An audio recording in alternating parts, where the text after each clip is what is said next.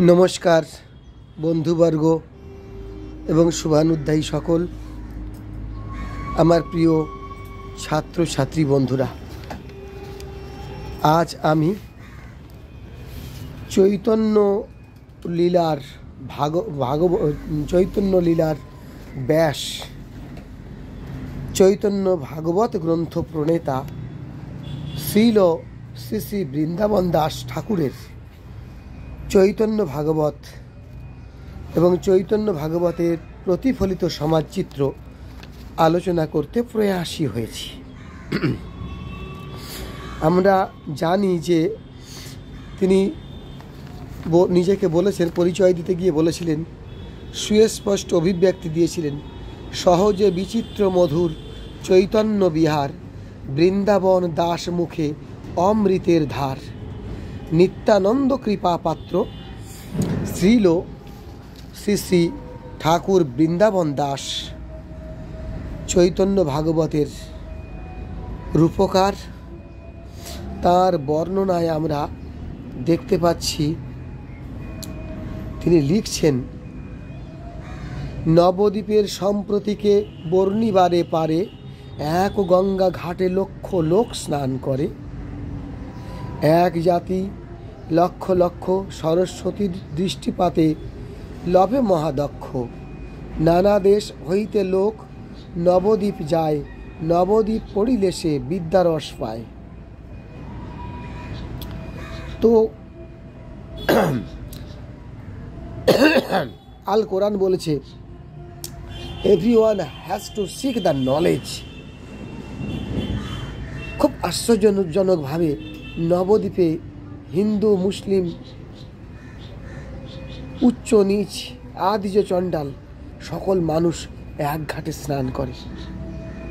আজকের সাম্প্রদায়িকতার দুঃসময়ে সাম্প্রদায়িক সম্প্রীতির প্রশ্নে চৈতন্যদেবের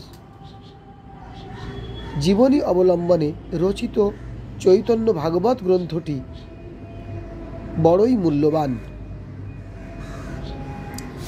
আমরা সকলে জানি যে 1507 খ্রিস্টাব্দে শ্রীল বৃন্দাবন দাসের জন্ম, তার মৃত্যু হয়েছিল 1589 খ্রিস্টাব্দে। তার গ্রন্থটার আদিখণ্ড 15টি অধ্যায় রয়েছে, মধ্যখণ্ডে 26টি অধ্যায়, অন্তখণ্ডে আছে 10টি অধ্যায়। প্রথমে এই গ্রন্থটিকে চৈতন্য মঙ্গল হিসেবে আখ্যা দেওয়া হয়েছিল। পরবর্তীবাদে গণ্যমান্য বৈষ্ণব সভাপণ্ডিত বৃন্দ এটিকে চৈতন্য ভাগবত হিসাবে গ্রহণ করেন। তো আমরা জানি যে ঠিক শ্রীকৃষ্ণকে যেমন ভাগবত মহাপুরাণ প্রতিষ্ঠিত করেছিল, তেমন বৃন্দাবন দাসের চৈতন্য ভাগবত চৈতন্যদেবকে স্বমহিমায় প্রতিষ্ঠিত করেছিল।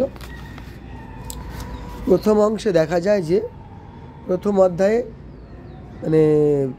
চৈতন্যদেবের শিক্ষা দীক্ষা অর্জন, তার ঈশ্বরপুরীর কাছে সন্ন্যাস গ্রহণ, তার মাঝখানে গঙ্গাধর দাসের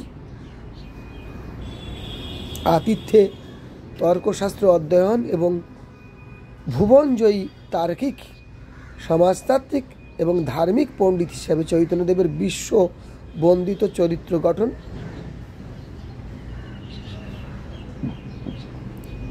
ঠিক দ্বিতীয় ক্ষেত্রে দেখেছি, মধ্যলীলার মধ্যে দেখি যে হরিনাম সংকীর্তন প্রচারের ভিত্তি স্থাপন। এখানে নিতাই প্রভুর আগমন ঘটেছে। নিতাই প্রভু আগমনের পরে চৈতন্য মহাসংঘ প্রতিষ্ঠা লাভ করে। সেই সময় তারা নগর সংকীর্তনে বার হয় এবং জগাই মাধাই এবং কাজী দলন ঘটনা এই পর্বে ঘটে মধ্যলীলায়। সেখানে অত্যাচারী মুসলমান শাসক পরাস্ত হয়, সনাতন ধর্মের বিজয় লাভ ঘটে, দুরাচারী পাপাত্মা জগাই এবং মাধায়ের উন্নতি ঘটে। সেই উন্নতির প্রশ্নে আমরা লক্ষ্য করি তারা আবার ধার্মিক হয়ে ওঠে। পরবর্তীতে অন্তলীলার কথা আমরা সকলেই জানি, তার ব্যক্তিগত জীবনের সেই অন্তলীলা, ঐশী ভাবনা, নীলাচল গমন, সেখানে তার দক্ষিণ ভারত ভ্রমণ, সেখানে গিয়ে শ্রীরঙ্গমে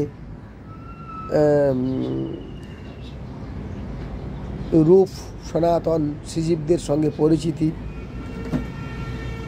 মানে তারপরে রামানন্দ রায়কে পাওয়া, এসব নানান কাহিনী আছে। সব মিলিয়ে তার ঐশী জীবনের পর্বটা লাস্ট পর্ব, দিব্যোন্মাদ ব্যাপার লাস্ট পর্ব। কিন্তু মহাত্মা, মহামনীষী, ধার্মিক রাধাকৃষ্ণের যুগল অবতার চৈতন্যদেবের প্রতিষ্ঠা ঘটেছে। প্রতিষ্ঠা ঘটার পাশাপাশি আমরা একটা সমাজচিত্রের দিকে তাকাই।